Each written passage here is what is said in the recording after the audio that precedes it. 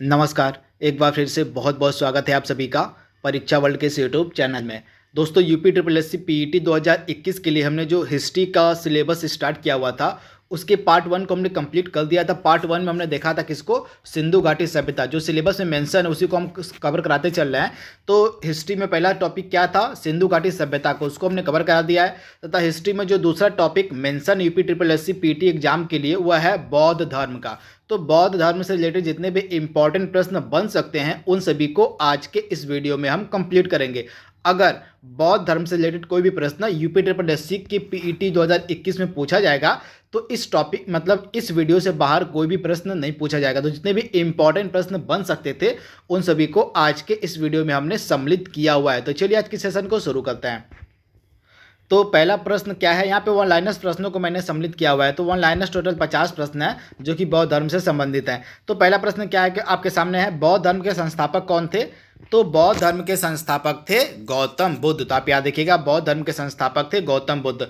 गौतम बुद्ध का जन्म कब हुआ था? तो गौतम बुद्ध का जो जन्म है यह हुआ था 563 ईसा पूर्व में। आप याद रखिएगा, गौतम बुद्ध का जो जन्म हुआ था 563 ईसा पूर्व में हुआ था।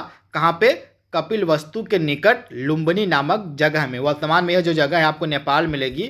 तो 563 ईसा पूर्व में जो है कपिल वस्तु के निकट एक लुम्बिनी नामक स्थान है, यहीं पे महात्मा बुद्ध का जन्म हुआ था, जो कि यह लोकेशन वर्तमान में नेपाल में है। तो आप इसे याद रखिएगा।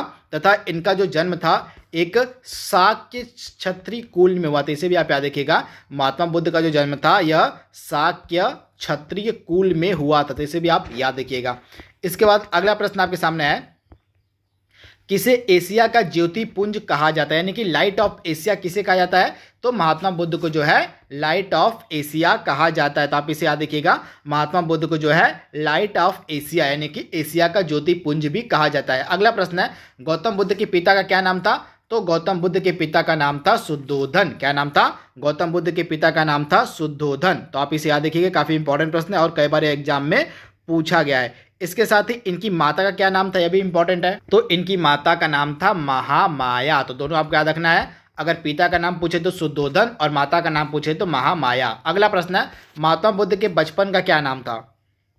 तो महात्मा बुद्ध के बचपन का नाम था सिद्धार्थ। तो आप याद रखिएगा, महात्मा बुद्ध के बचपन का नाम था सिद्धार्थ, तो इसे आप याद रखिएगा। तथा इनका जो विवाह था, महात्मा बुद्ध का विवाह यशोधरा से हुआ था। किससे? तो यशोधरा नामक स्त्री से जो है महात्मा बुद्ध का विवाह हुआ था, तो इसे आप ध्यान दीजिएगा। इसके बाद अगला इंपॉर्टेंट प्रश्न है,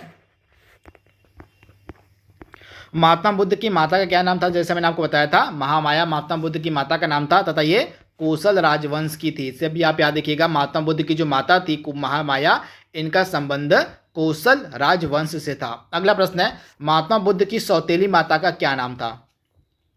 तो महात्मा बुद्ध की सौतेली माता का नाम था प्रजापति गौतमी। तो आप याद रखिएगा, महात्मा बुद्ध की सौतेली माता का नाम था प्रजापति गौतमी। अगला प्रश्न है, बुद्ध के बेटे का क्या नाम था? तो बुद्ध के बेटे का नाम था राहुल तथा बुद्ध के पत्नी का नाम था यशोधरा। तो दोनों आपको याद रखना है, बुद्ध के बेटे का नाम था राहुल तथा बुद्ध के पत्नी का नाम था यशोधरा। अगला प्रश्न आपके सामने है, बुद्ध ने कितने वर्ष की अवस्था में गृह त्याग किया था? आपको बताना है, जो गृह त्याग किया गया था महात्मा बुद्ध के द्वारा वह कितने वर्ष की आयु में किया गया था? तो 29 वर्ष की उम्र में जो है महात्मा बुद्ध ने गृह त्याग कर दिया था। आप इसे याद रखिएगा। तथा इनके गृह त्याग की घटना को क्या कहा जाता है? तो महात्मा बुद्ध की जो गृह त्याग की घटना थी इसको हम महाभिनिशीक्रमण कहते हैं। आप याद रखिएगा, महात्मा बुद्ध के गृह त्याग की घटना को महाभिनिशीक्रमण के नाम से जाना जाता है। महात्मा बुद्ध ने अपना जो प्रथम गुरु था किसे बनाया था? तो महात्मा बुद्ध ने अपना प्रथम गुरु बनाया था अलार कलाम को। आप याद रखिएगा, महात्मा बुद्ध ने अपना प्रथम गुरु बनाया था अलार कलाम को। कई बार प्रश्न पूछा गया है, तो आप याद रखिएगा, महात्मा बुद्ध ने अपना प्रथम गुरु बनाया था अलार कलाम को। अगला प्रश्न आपके सामने है, बुद्ध के दूसरे गुरु का क्या नाम था? काफी इंपॉर्टेंट प्रश्न है। तो महात्मा बुद्ध के दूसरे गुरु का क्या नाम था? तो रुद्रक रामपुत्र। आप याद रखिएगा, महात्मा बुद्ध के दूसरे गुरु का नाम था रुद्रक रामपुत्र। तो आप इसे याद रखिएगा। दोस्तों मैं आपको बता दूं, ये सभी जो टॉपिक्स हैं, जैसे मैंने यूपी ट्रिपल एस सी और पीटी का जो 2021 का एग्जाम हुआ है उसके सिलेबस में ये सभी टॉपिक मेंशन है। जैसा मैंने पहले आपको पढ़ाया था सिंधु घाटी सभ्यता, यह भी यूपी ट्रिपल एस सी के सिलेबस में मेंशन है। उसके बाद दूसरा टॉपिक मेंशन था बौद्ध धर्म। तो इन टॉपिक को बिल्कुल ध्यान से आपको अटेंड करना है। इन्हीं टॉपिक से ही आपके पीईटी के एग्जाम में प्रश्न पूछे जाएंगे। इसके बाद अगला प्रश्न है, और 5 ब्राह्मणों को बुद्ध ने अपना शिष्य कहाँ बनाया था? तो महात्मा बुद्ध ने 5 ब्राह्मणों को अपना शिष्य बनाया था उरुवेला नामक जगह पे, यानी कि ऑप्शन यानी कि इसका राइट आंसर हो जाएगा उरुवेला। अगला प्रश्न है, बुद्ध के 5 शिष्यों का क्या नाम था?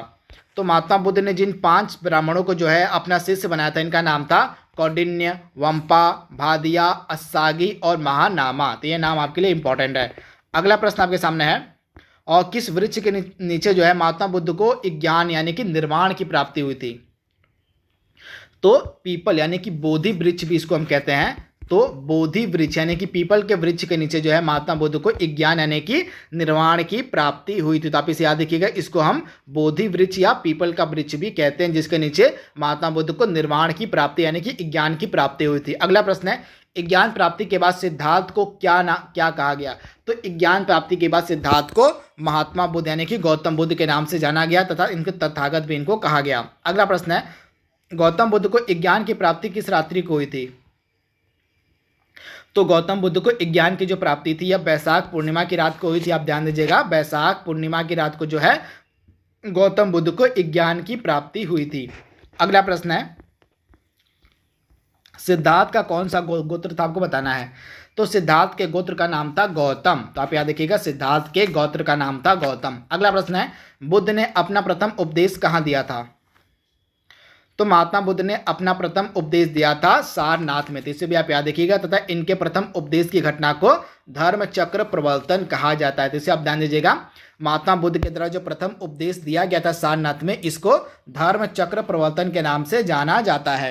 अगला प्रश्न आपके सामने है, बौद्ध धर्म के त्रिरत्न कौन से थे? काफी इंपॉर्टेंट है। तो बुद्ध, धम्म, संघ, ये 3 त्रिरत्न थे किसके? बौद्ध धर्म के। इसे आप याद रखिएगा, बुद्ध, धम्म और संघ। अगला प्रश्न है, बुद्धकालीन प्रसिद्ध नगर कितने तथा कौन कौन से थे? तो 6 बुद्धकालीन प्रसिद्ध नगर थे। कौन कौन से? साकेत, कौशाम्बी, वाराणसी, चंपा, राजगृह, श्रावस्ती। कौन कौन से? साकेत, कौशाम्बी, वाराणसी, चंपा, राजगृह और श्रावस्ती। ये 6 बुद्धकालीन प्रसिद्ध नगर थे। इनके बारे में आपको याद रखना है। बौद्ध साहित्य में प्रयुक्त संथागार शब्द का क्या तात्पर्य है? तो बौद्ध साहित्य में जो संथागार शब्द का प्रयोग किया गया, इसका मतलब होता है राज्य संचालन के लिए गठित परिषद। तो आप इसे ध्यान दीजिएगा। अगला प्रश्न आपके सामने है, आजीवक संप्रदाय की स्थापना किसने की थी? तो आजीवक संप्रदाय की स्थापना मक्खली गोसाल के द्वारा की गई थी। आप याद रखिएगा, आजीवक संप्रदाय की जो स्थापना है मक्खली गोसाल के द्वारा की गई थी। अगला प्रश्न है, महात्मा बुद्ध की जन्म स्थली लुम्बिनी वन किस महाजनपद के अंतर्गत आती थी?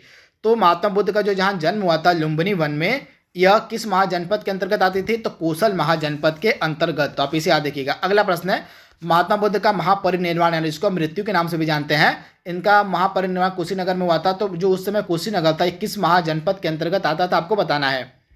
तो मल्ल गणराज्य के अंतर्गत आता था कुशीनगर, जहाँ पे महात्मा बुद्ध की मृत्यु हुई थी। आप इसे याद रखिएगा, 483 ईसा पूर्व में। अगला प्रश्न आपके सामने है, बुद्ध काल में वाराणसी क्यों प्रसिद्ध था? तो बुद्ध काल में वाराणसी हाथी के दांत के लिए फेमस था। आप याद रखिएगा, बुद्ध काल में वाराणसी जो था हाथी के दांत के लिए फेमस था। अगला प्रश्न है, बुद्ध काल में पत्थर का काम करने वाले क्या कहलाते थे? तो बुद्ध काल में पत्थर का काम करने वाले कोहक कहलाते थे। अगला प्रश्न है, जिस स्थान पर बुद्ध को ज्ञान की प्राप्ति हुई तो उस स्थान को क्या कहा जाता है? तो बोध गया नामक स्थान पे जो है महात्मा बुद्ध को ज्ञान की प्राप्ति हुई थी। यह जगह आपको मिलेगी बिहार में। अगला प्रश्न है, बुद्ध के प्रथम 2 अनुयायी कौन थे? तो कालिक और तपासु। आप याद रखिए, कालिक तथा तपासु बुद्ध के प्रथम 2 अनुयायी थे। अगला प्रश्न है, बुद्ध से मतलब भारत से बाहर बौद्ध धर्म को फैलाने वाले सम्राट कौन थे? तो भारत से बाहर बौद्ध धर्म को फैलाने वाले सम्राट थे सम्राट अशोक। यहाँ पे आप देखिएगा, इन्होंने अपने पुत्र और पुत्री को बौद्ध धर्म का प्रचार करने के लिए विभिन्न देशों में भेजा था। तो आप इसे याद रखिएगा। अगला प्रश्न है, बौद्ध धर्म को अपनाने वाली प्रथम महिला कौन थी? तो बुद्ध की मां प्रजापति गौतमी जो थी, ये बौद्ध धर्म को अपनाने वाली प्रथम महिला थी। अगला प्रश्न आपके सामने है, और महात्मा बुद्ध ने अपने प्रथम उपदेश किस भाषा में दिए? तो पाली भाषा में जो है महात्मा बुद्ध ने अपना प्रथम उपदेश दिया था। अगला प्रश्न है, महात्मा बुद्ध ने तृष्णा की घटना को मतलब महात्मा बुद्ध के तृष्णा की घटना को क्या कहा जाता है? निर्वाण। आप याद देखिएगा, महात्मा बुद्ध के तृष्णा की घटना को निर्वाण यानी कि ज्ञान की प्राप्ति कहा जाता है। अगला प्रश्न है, बुद्ध की प्रथम मूर्ति कहाँ बनाई गई थी? तो मथुरा में जो है महात्मा बुद्ध की प्रथम मूर्ति बनाई गई थी। सर्वाधिक वहीं अगर हम सर्वाधिक मूर्ति की बात करें तो महात्मा बुद्ध की जो सर्वाधिक मूर्तियां हैं वह गांधार शैली में बनाई गई है। इसे आप याद रखिएगा, अगर सर्वाधिक मूर्ति की बात हो तो महात्मा बुद्ध की जो सर्वाधिक मूर्ति है वह गांधार शैली में बनाई गई है, परंतु अगर इनके प्रथम मूर्ति की बात हो तो इनकी प्रथम मूर्ति जो है मथुरा शैली में बनाई गई है। आप इसे याद रखिएगा। अगला इंपॉर्टेंट है, सबसे अधिक संख्या में बुद्ध की मूर्तियों का जो निर्माण है किस शैली में किया गया था? मैंने आपको बताया गांधार शैली में जो है महात्मा बुद्ध की सबसे अधिक मूर्तियों का निर्माण किया गया है। अगला प्रश्न है, वैशाख पूर्णिमा किस नाम से विख्यात है? तो वैशाख पूर्णिमा जो है बुद्ध पूर्णिमा के नाम से जानी जाती है। अगला प्रश्न है, महात्मा बुद्ध ने किसकी प्रामाणिकता को नकार दिया था? तो वेदों की प्रामाणिकता को नकार दिया था महात्मा बुद्ध ने। अगला प्रश्न है, कुल कितने बौद्ध संगतियों का आयोजन किया गया था? टोटल 4 बौद्ध संगतियों का आयोजन किया गया था। आप याद रखिएगा, टोटल 4 बौद्ध संगतियों का आयोजन किया गया था। अशोक को बौद्ध धर्म में किसने दीक्षित किया था?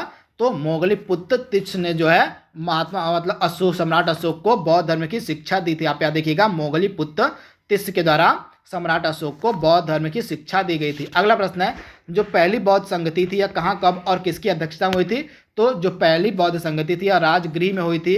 कहाँ पे? सप्तकर्णी गुफा में 483 ईसा पूर्व में महाकश्यप की अध्यक्षता में। तो इसे भी आप याद रखिएगा, जो पहली बौद्ध संगति थी यह राजगृह के सप्तकर्णी गुफा में हुई थी। 483 ईसा पूर्व में अध्यक्षता किसने की थी? महाकश्यप ने। तथा उस समय शासक कौन था? तो उस समय शासक था अजातशत्रु। तो 4 चीजें आपको याद रखनी है, शासक कौन था, अध्यक्षता किसने की थी और किस सन में और कहाँ पे हुई थी। तो पहली जो बौद्ध संगति थी यह राजगृह में हुई थी 483 ईसा पूर्व में अजातशत्रु के शासनकाल में, और इसकी जो अध्यक्षता है महाकश्यप के द्वारा की गई थी। अगला प्रश्न है, जो प्रथम बौद्ध संगति थी इसका आयोजन किसके शासनकाल में हुआ था? तो मैंने आपको बताया था अजातशत्रु के शासनकाल में। अगला प्रश्न है, प्रथम बौद्ध संगति का उद्देश्य क्या था? मतलब तो जो प्रथम बौद्ध संगति थे बुद्ध के उपदेशों को 2 पुटकों में बांट दिया गया, विनय पिटक और सुत्त पिटक में। तो इसे आप याद रखिएगा। इसके बाद जो दूसरी बौद्ध संगति थी इसका जो आयोजन था वैशाली में किया गया था 383 ईसा पूर्व में साबक मीर यानी कि सबाकामी की अध्यक्षता में, तथा उस समय शासनकाल किसका था? कालाशोक का। यानी कि कालाशोक के टाइम पीरियड में, कालाशोक के शासनकाल में जो है 383 ईसा पूर्व में वैशाली में द्वितीय बौद्ध संगति का आयोजन किया गया था साबक मीर की अध्यक्षता में। अगला प्रश्न आपके सामने है, द्वितीय बौद्ध संगति किसके शासनकाल में हुई थी? तो कालाशोक के शासनकाल में, मैंने आपको बताया। उसके बाद जो तीसरी बौद्ध संगति थी यह सम्राट अशोक के शासनकाल में थी। किसके शासनकाल में? सम्राट अशोक के शासनकाल में पाटलिपुत्र में हुई थी 251 ईसा पूर्व में, तथा इसकी जो अध्यक्षता है वह मोगलीपुत्र तीक्ष्ण के द्वारा की गई थी। तो इसे आप ध्यान दीजिएगा। इसके बाद अगर हम चौथी बौद्ध संगति की बात करें तो जो चौथी बौद्ध संगति थी इसका आयोजन किया गया था कहाँ पे? तो कश्मीर में। किसके शासनकाल में? तो कश्मीर में। किसके शासनकाल में? तो यह जो कनिष्क का शासन पीरियड था, यानी कि कनिष्क के शासनकाल में जो है प्रथम शताब्दी में कश्मीर के कुंडल वन में जो है चतुर्थ बौद्ध संगति का आयोजन किया गया था, तथा उस समय अध्यक्षता की थी वासुमित्र ने। तो इसे भी आप ध्यान दीजिएगा। तो वही चीज यहाँ पे लिखी हुई है, चतुर्थ बौद्ध संगति के उपाध्यक्ष कौन थे? तो अशघोष उपाध्यक्ष थे और अध्यक्ष थे वासुमित्र, तथा किसके शासनकाल में हुआ था? तो कनिष्क के शासनकाल में चतुर्थ बौद्ध संगति का आयोजन किया गया था। तो दोस्तों यूपीट्रिपलएससी के पीटी का सिलेबस जो हिस्ट्री का उसके दूसरे टॉपिक को हमने कंप्लीट कर लिया है। कल हम इसके तीसरे भाग को पढ़ेंगे। तो आज के लिए बस इतना ही। Thank you, thanks for watching, thank you.